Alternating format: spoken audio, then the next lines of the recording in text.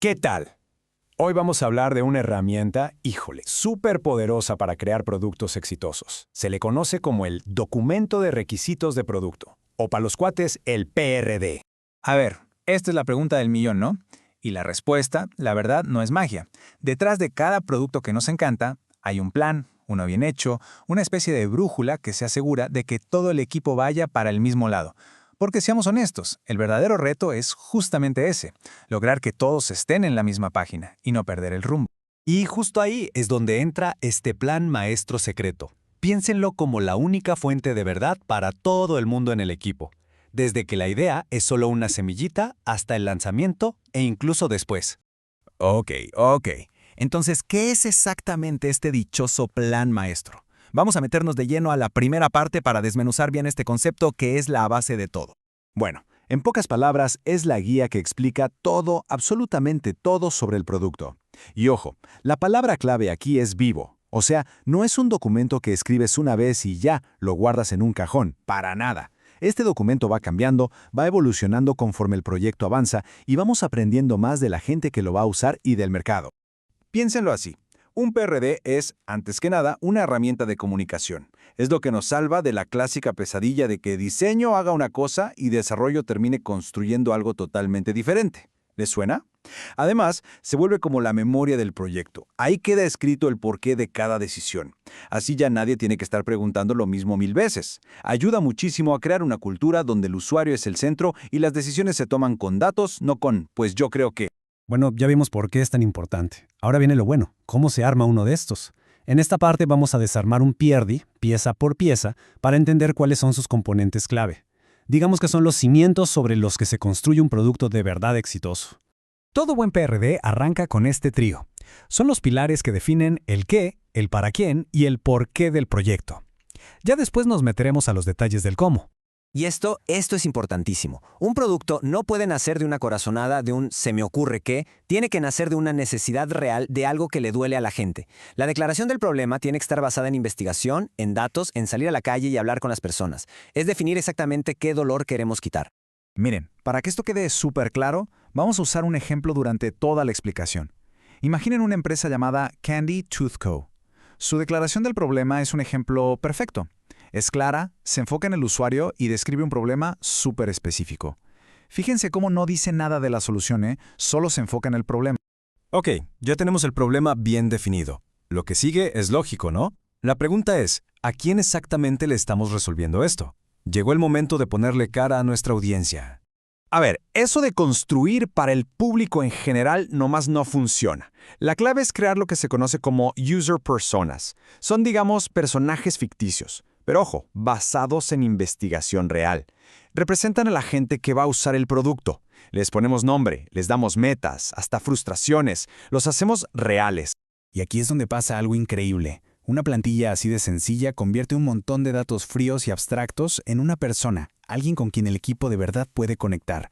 Y de pronto, cada decisión, no importa si es el color de un botón o una función súper compleja, pasa por este filtro.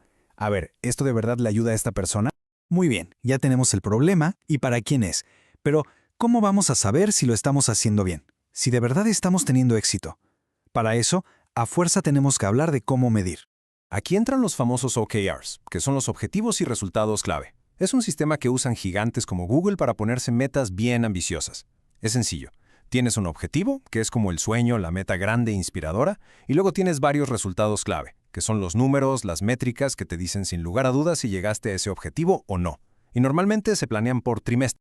Y el ejemplo de Candy Tooth lo deja clarísimo. El objetivo es aumentar la visibilidad. Ok, ¿y cómo saben si lo lograron? Bueno, primero con lo que dice la gente. El 25% de los comentarios después del lanzamiento tienen que mencionar la info nutricional.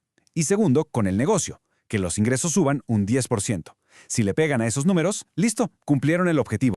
Ahora, es súper importante no confundir los OKRs con los KPIs, que son los indicadores clave de rendimiento.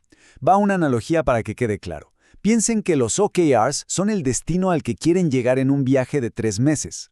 Los KPIs, en cambio, son los medidores en el tablero del coche, la velocidad, la gasolina, todo eso que estás viendo todo el tiempo para asegurarte de que el coche no se te va a parar a medio camino.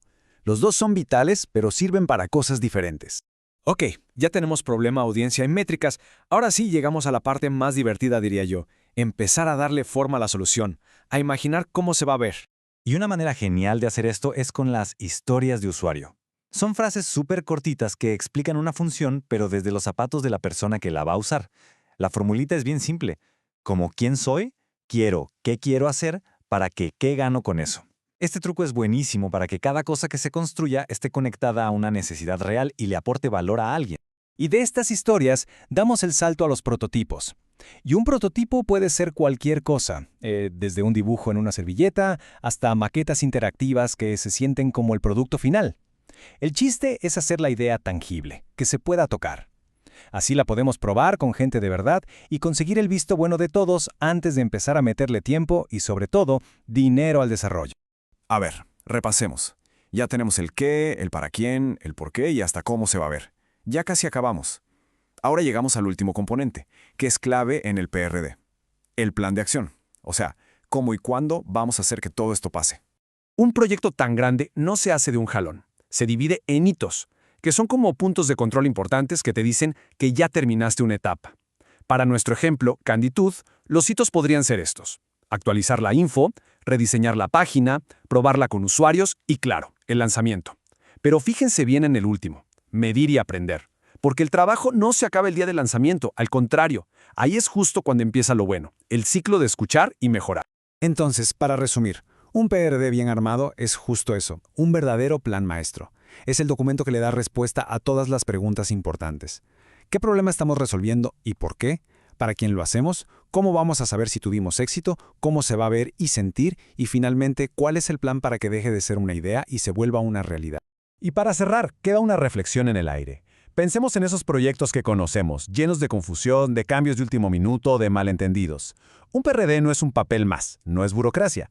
Es la brújula que nos ayuda a navegar y evitar ese caos. Y al final del día, esa es la diferencia entre solo hacer cosas y hacer cosas que de verdad le cambian la vida a alguien.